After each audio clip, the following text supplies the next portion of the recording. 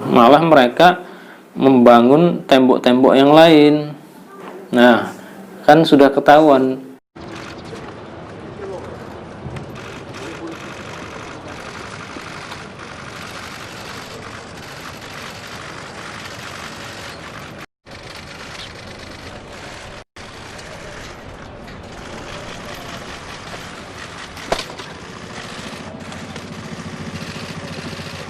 يجب على اليهود الهجرة لفلسطين والصلاة أمام حائط المبكى. وفي عام 1967 احتلت ما تسمى إسرائيل القدس، واستولت على المسجد الأقصى ومحيطه الذي كان واقع حدادا على هيكل النبي سليمان عليه السلام. لذا فقد أطلق عليه العرب المقدسيون اسم حائط المبكى. قد سمي بحائط المبكى لأن اليهود يعتقدون أن هذا الحائط هو الأثر الوحيد المتبقي من هيكل النبي سليمان عليه السلام، وأنه محرم عليهم دخول الحرم المقدسي.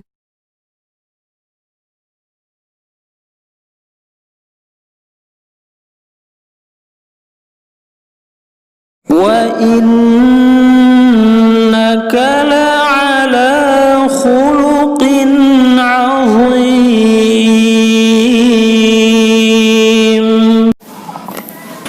بسم الله الرحمن الرحيم. Assalamualaikum warahmatullahi wabarakatuh. Alhamdulillah, wassalatu wassalamu ala rasulillah Sayyidina wa maulana Muhammad ibn Abdullah wa ala alihi wa sahbihi wa man tabi'ah, amma ba'd. Kaum muslimin dan muslimat yang dirahmati oleh Allah subhanahu wa ta'ala, kita hari ini akan mendiskusikan tentang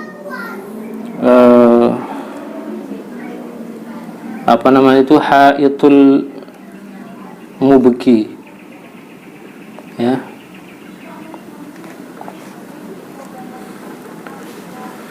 Maksudnya adalah tembok, dinding atau pagar ratapan orang Yahudi.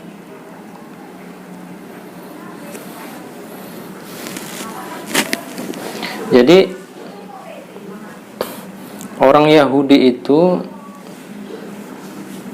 menjadikan tembok atau pagar atau dinding ratapan itu sebagai klise saja, sebagai alasan saja untuk mempertahankan tanah rampasannya itu.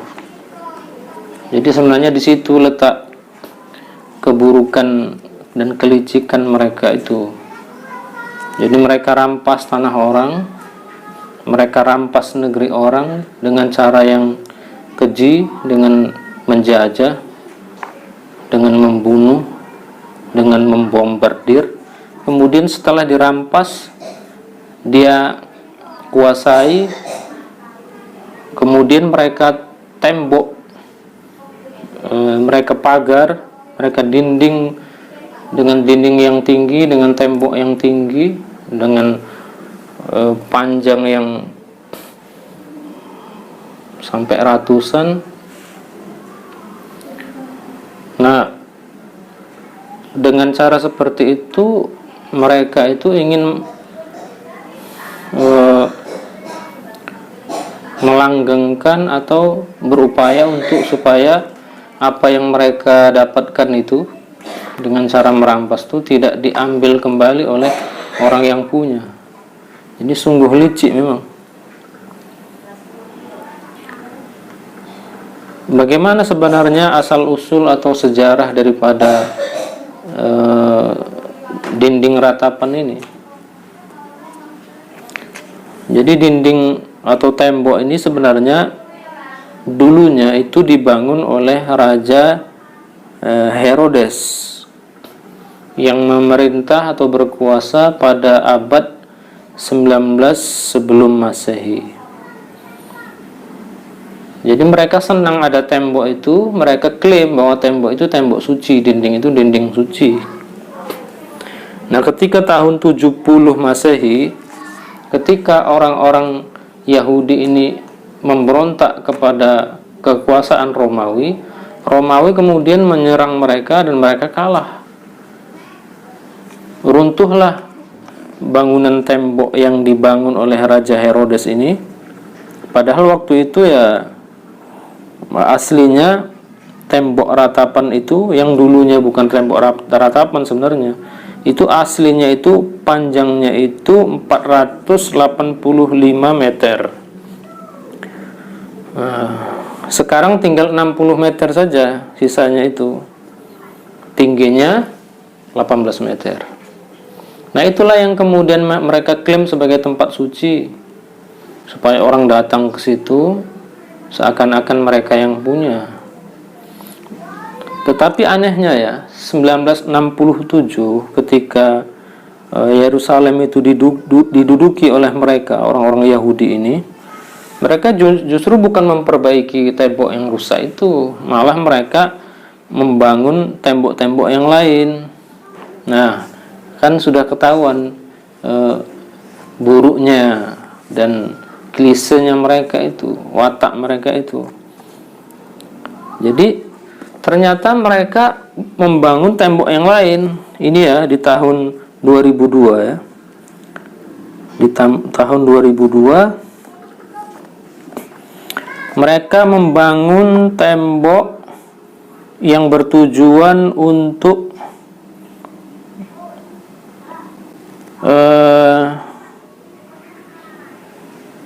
membatasi pergerakan orang-orang yang berasal dari Lebanon Selatan. Jadi perbatasan Lebanon Selatan itu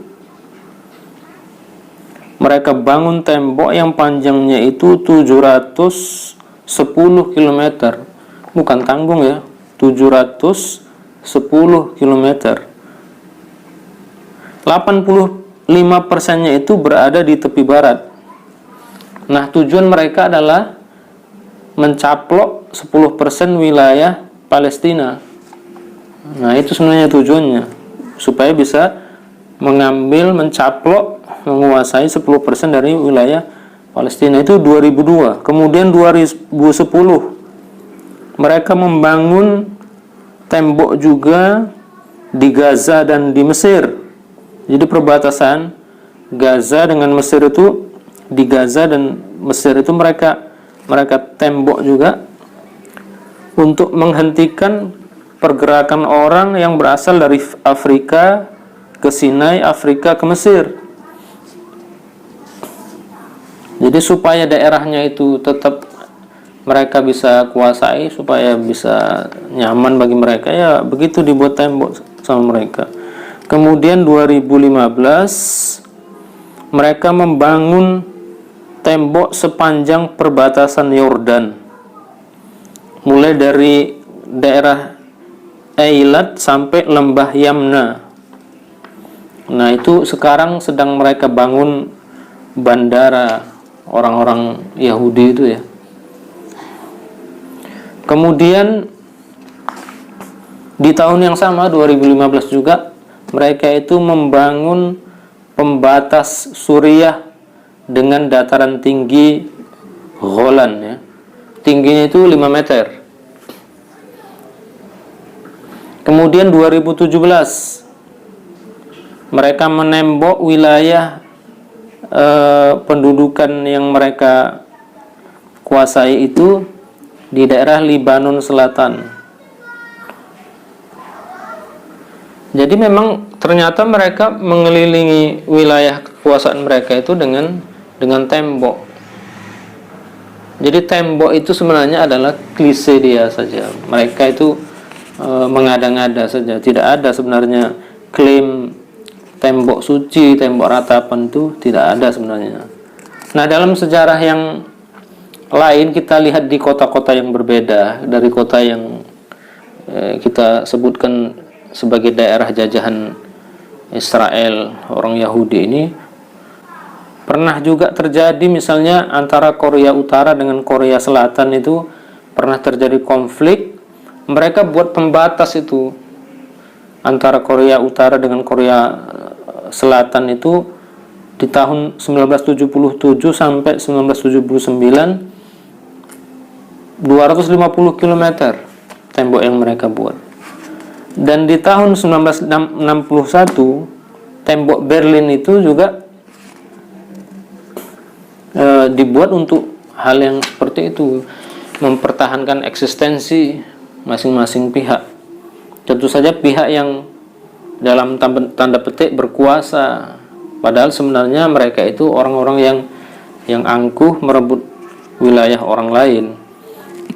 Tetapi tembok Berlin ini kemudian hancur di 1980 karena kesepakatan untuk melakukan ya hubungan damai lah, nggak bertengkar lagi mereka ya. Jadi orang Yahudi ini menjadikan dinding ratapan itu sekali lagi sebagai alasan saja, maka tak ada kebenarannya di situ ya. Ingin mempertahankan hasil curiannya, hasil caplokannya, kemudian seakan-akan dia letakkan dalam peti, kemudian digembok, disegel, tidak ada yang bisa membuka kecuali mereka. Jadi kalau kita baca Al-Quran sendiri pun itu ada kata-kata Allah ghairil maghdubi alaihim waladdallin. Itu cerita tentang orang Yahudi. Belum lagi kalau kita lanjutkan misalnya di Al-Baqarah itu, setelah Allah menceritakan keadaan orang beriman, orang kafir, orang munafik, kemudian berikutnya tentang kebenaran Al-Quran, lalu penciptaan Adam. Nah setelah itu Allah beralih kepada kisah tentang orang-orang Yahudi. Di situ Allah ungkap bagaimana kejelekan mereka, merubah ajaran Islam menjadi ajaran yang tidak jelas juntrungannya, tidak jelas sumbernya. Jadi jangan pernah tertipu dengan satu klise bahwa orang Yahudi ini orang yang kuat. Sebenarnya tidak. Justru ada tulisan itu yang menjelaskan bahwasanya orang Yahudi ini adalah orang yang paling memiliki rasa takut yang luar biasa. Jadi mereka itu memang orang yang selain mereka itu degil, bandel, kalau orang Medan bilang mentiko ya kan, tapi mereka punya rasa takut yang luar biasa. Takut apa? Takut mati, takut hartanya hilang, padahal harta itu hasil rampasan. Jadi begitulah kalau orang itu sudah berdosa dan tidak mau mengakui dosanya itu. Mudah-mudahan kita dan anak cucu keturunan kita dihindarkan oleh Allah dari hal-hal yang sifatnya itu mengada-ngada, yang tak ada diada-adakan, yang sudah ada, yang sudah jelas tak mau dibuat. Nauzubillah. Jazakumullah khairan ala ihtimamikum. Assalamualaikum warahmatullahi wabarakatuh.